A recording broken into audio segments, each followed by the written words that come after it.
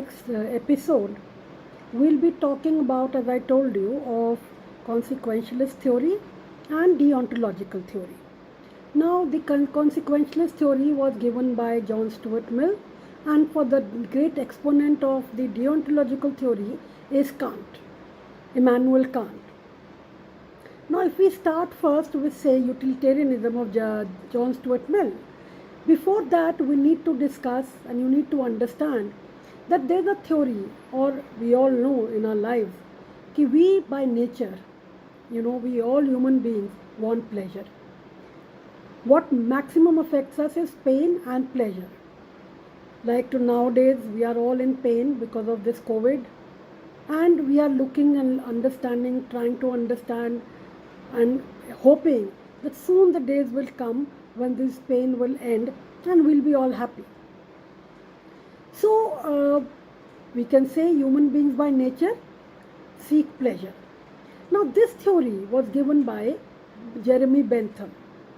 Now Jeremy Bentham was also a Western ethical philosopher.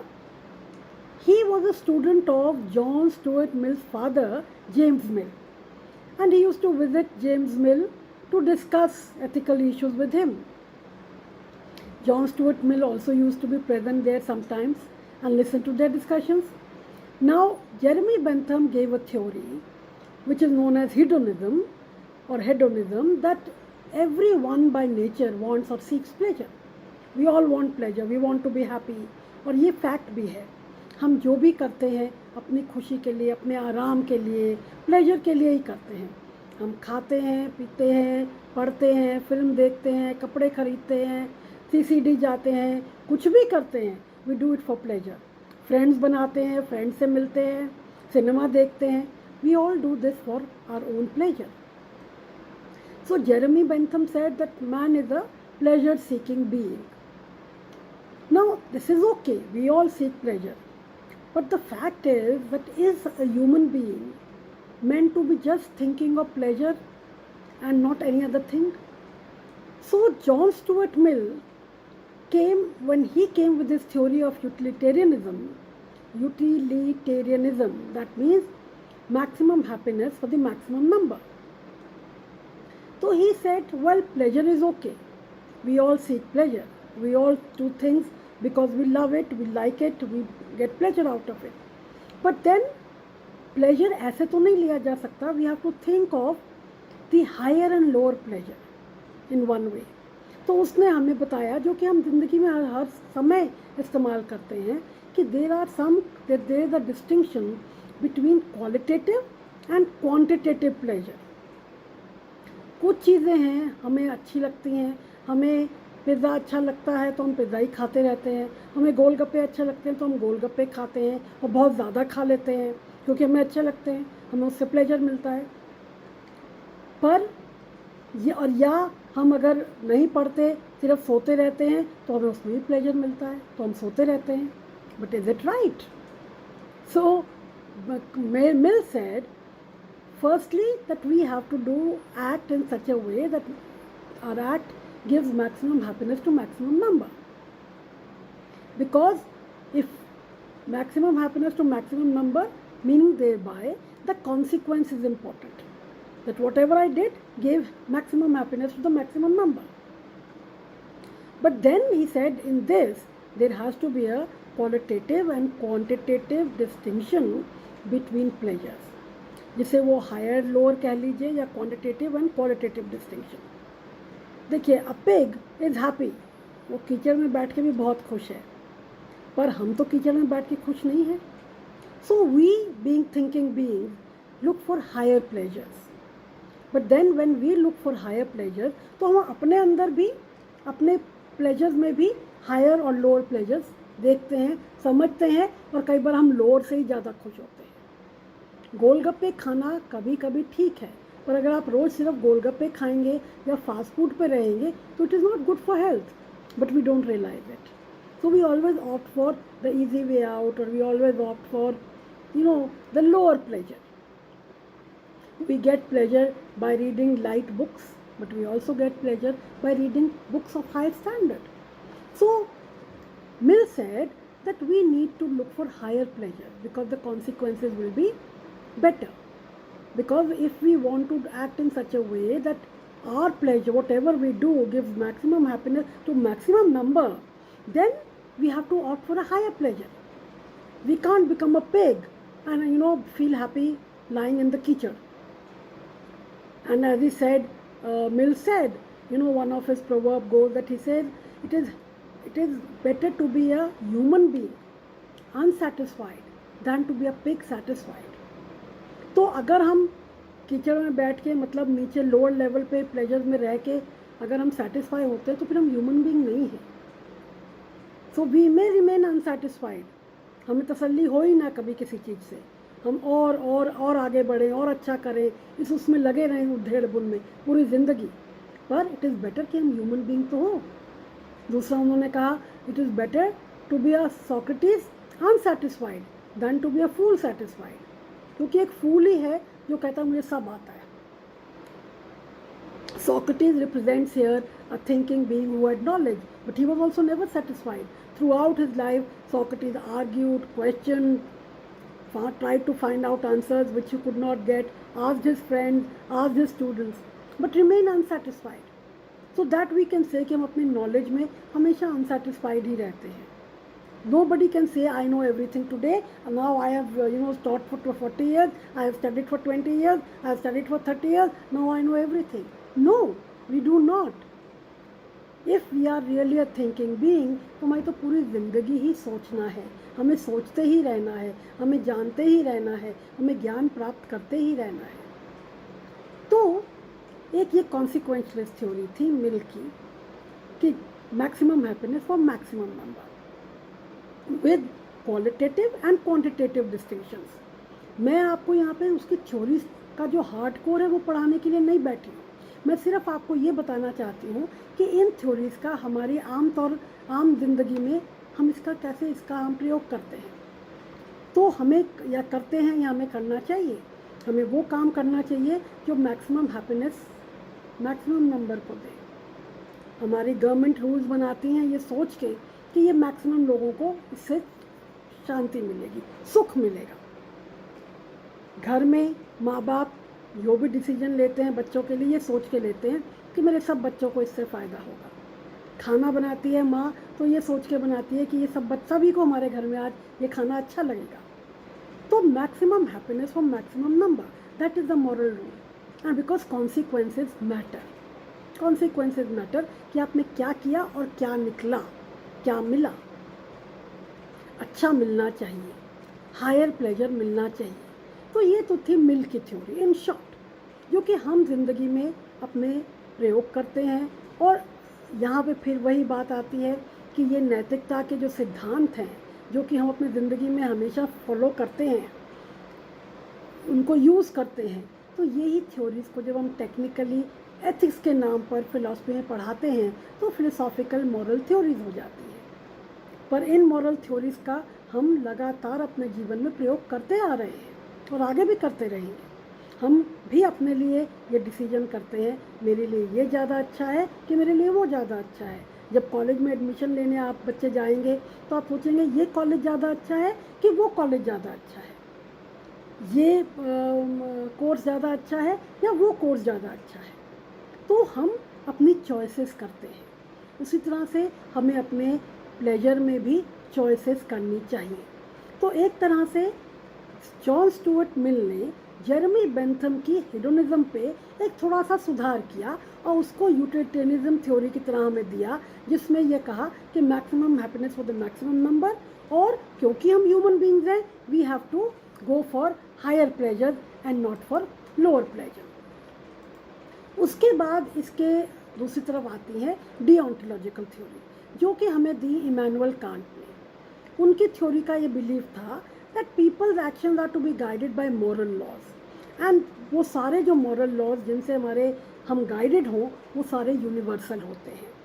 वो सब they are basis of the law. वो universal law हैं. वो ऐसे नहीं है कि मैंने अपने लिए बना लिया आपने अपने लिए बना लिया. They are universal laws. So इन यूनिवर्सल लॉज को फॉलो करना हमें कांट ने कहा कि उसने उसको डिओन्टोलॉजिकल थ्योरी के रूप में हमें दिया कि there are certain moral laws which we follow and these moral laws are suppose to be universal. तो और फिर अगर हम देखें तो वहाँ पे मिल की थ्योरी में कॉन्सिक्वेंसेस थे, कांट की थ्योरी में हाँ, तो वहाँ पे कॉन्सिक्वेंशलेस थ्योरीज थी। तो उन्होंने पर कांट की थ्योरी में जो डिओन्टोलॉजिकल थ्योरी है वो रूल बेस्ड है, यूनिवर्सल है।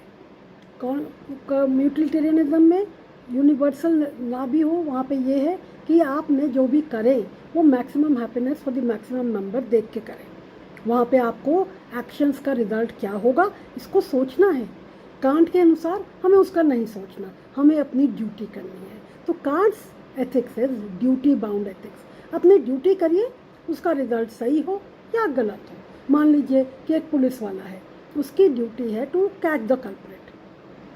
अब अगर वो देखता है कि एक बच्चा चोरी करके भाग रहा है केमिस्ट की दुकान से, ठीक है, तो उसको पकड़ना है। अगर केमिस्ट चिल्लाता है कि चोर चोर चोर, तो उसको पकड़ना है, क्योंकि उसकी ड्यूटी है टू कैच हिम। पर मान लीजिए हमें पता चलता है उसको पकड़ने के बाद कि उस बच्चा कहता है मेरी माँ बहुत बीमार थी, मुझे ये दवाई चाहिए थी, तो मैं इसलिए चुरा के भागा, तो मेरे पास पैसे नहीं है। तो यहाँ पे एक अदर इमोशनल व्यू आता है कि भाई उसका रिजल्ट ये खराब हो जाता, अगर वो दवाई ना लेके जाता तो उसकी माँ तकलीफ में रहती, तो चलो इसको छोड़ दो।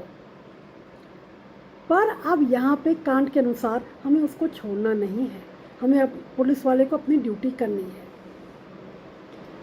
अब इसमें ये भी है, कभी ये भी होता है कि अकॉर्डिंग टू कांट कि we make choices, right choice is made with a bad consequence. जैसे उसने अपनी ड्यूटी की, राइट चॉइस किया, चोर को पकड़ा, पर कॉन्सिक्वेंस जो था वो गलत हो गया, खराब हो गया, क्योंकि एक बच्चे को आपने पकड़ा जो कि अपनी माँ की बीमारी के लिए दवाई लेके जा रहा था। तो ये डिओन्टोलॉजिकल थ्योरी और यूटिलिटेरियन थ्योरी में जो है मुख्य अंतर है। तो कांट के लिए morality is a matter of duty, whether something is right और wrong doesn't matter, it doesn't depend on consequences. Action जो हैं वो अपने आप में सही या गलत होते हैं अकॉर्डिंग टू कांट। और ये भी कांट ने कहा कि actions are defined by intentions, जैसे killing somebody and killing somebody in self defense। आपने जाके किसी का मर्डर कर दिया और या आप पे किसी ने अटैक किया, तो आपने अपने आप को सेव करने के लिए आपने उस पर गोली चला दी, तो you are doing action in self defence. So that also difference is there.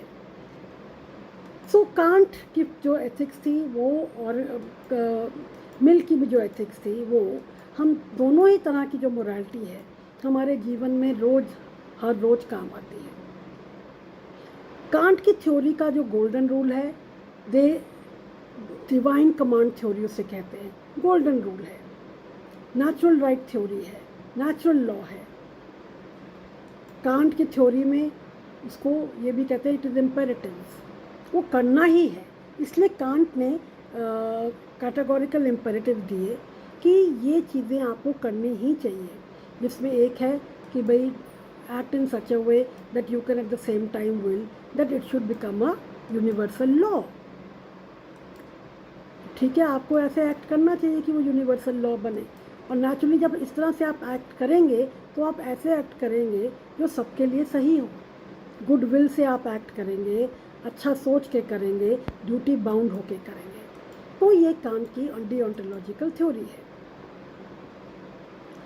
तो नाउ गुड और बैड जो है वो हमारे एक्शन से ही निर्भर करता है, पर यूटिलिटेरियनिज्म कहता है कि सारे एक्शन के कॉन्सिक्वेंसेस आर इम्पोर्टेंट। डिओन्टोलॉजी कहता है consequences, outcomes are not important, your duty is important, motive is important. Utilitarianism कहता है pleasure over pain we should select, we should see और calculate utility, what is better and what is more needed for maximum number, and it will give maximum happiness to the maximum number. So, if we see this, then we find that all the ethical theories, moral theories, चाहे वो हम मिल की बात करें, चाहे हम can't की बात करें, चाहे हम गीता की बात करें, गीता की एथिकल थ्योरी भी ड्यूटी बाउंड, कृष्ण ने जब उपदेश दिया अर्जुन को तो यही कहा, तुम अपना धर्म निभाओ, तुम क्षत्रिय हो, तुम्हारा धर्म है लड़ना, तुम्हें लड़ना है, तुम्हें वार करना है, वो तुम्हारे भाई हो या कुछ भी हो, क्योंकि तुम अगर अपना धर्म नहीं निभाओगे तो तुम अधर्मी कहलाओगे, that you did not do your duty. तो वही कांट भी कहता है डू योर ड्यूटी। फिर कांट ने कहा आउटकम्स नहीं इम्पोर्टेंट है, इनपुट्स इम्पोर्टेंट है। तो कृष्ण ने भी यही कहा अर्जुन को कि अपना कार्य करो, निष्काम होकर करो, सोचो मत रिजल्ट क्या होगा, बस अपना कार्य करो। अपना कार्य करोगे तो आप अपना ड्यूटी करोगे, और अपनी ड्यूटी करना ही सबसे बड़ी चीज़ है। तो ये जो एथिकल थ्योरीज हैं, हम इनकी बात क्यों कर रहे हैं? क्योंकि ये एथिकल थ्योरीज हमारे जीवन में हर रोज़ किसी न किसी रूप में हम उनका प्रयोग करते हैं। इसलिए ये एथिकल थ्योरीज और एथिक्स को पढ़ना फिलॉसफी के सब्जेक्ट के अंडर एक इम्पॉर्टेंट हो जाता है। और इसलिए जो लोग पढ़ते हैं और इन थ्योरीज को समझते हैं और अपने जीवन को, और देखिए ये थ्योरीज जो हैं दिन रात हमारे माँ बाप भी किसी न किसी रूप में उसे डीओंटोलॉजिकल यूटिलिटेरियन कहे बिना हमें समझाते हैं। बेटा सबसे बांट के खाओ, दूसरों को दुख मत दो, बच्चों को सिखाते हैं। तो क्या सिखा रहे हैं? बांट के खाओ, मतलब मैक्सिमम हैप्पीनेस दो, प्लेजर दो, औरों को भी दो, और अपनी ड्यूटी करो। आपकी ड्यूटी है टू रिस्पेक्ट योर टीचर, आपकी ड्यूटी है टू रिस्पेक्ट योर पेरेंट्स, आपकी ड्यूटी है to be good to others. So अपनी ड्यूटी करो। तो ये जो मॉरल लॉज हैं या ये जो नैतिकता है हमारे जीवन के लिए बहुत ही इम्पोर्टेंट है, क्योंकि इसके बिना हमारा जीवन चल नहीं सकता। सारी लड़ाई आजकल मॉरल और इमॉरल की वजह से तो हो रही है। People are moral and people are immoral, और जो इमॉरल हैं वो गलत काम करते हैं, और जो गलत काम करते हैं वो इमॉरल हैं। पर ये एक अलग बात है कि उसको हम किस आधार पर जज करेंगे, ये देखना हर समाज में हर केस बाय केस देखा जाएगा।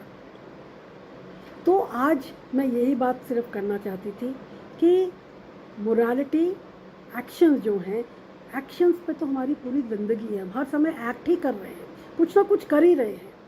किसी से बात कर रहे हैं, किसी से लड़ रहे हैं, किसी को पढ़ा रहे हैं, किसी से पढ़ रहे हैं, हम कुछ ना कुछ एक्ट ही कर रहे हैं जब तक कि हम सो नहीं रहे। तो ये जो एक्शंस हैं they have to be categorized into right and wrong, and ethics is the study of right and wrong. So this is what I wanted to convey and discuss with you today, that ethics is very, very important for our life. Thank you.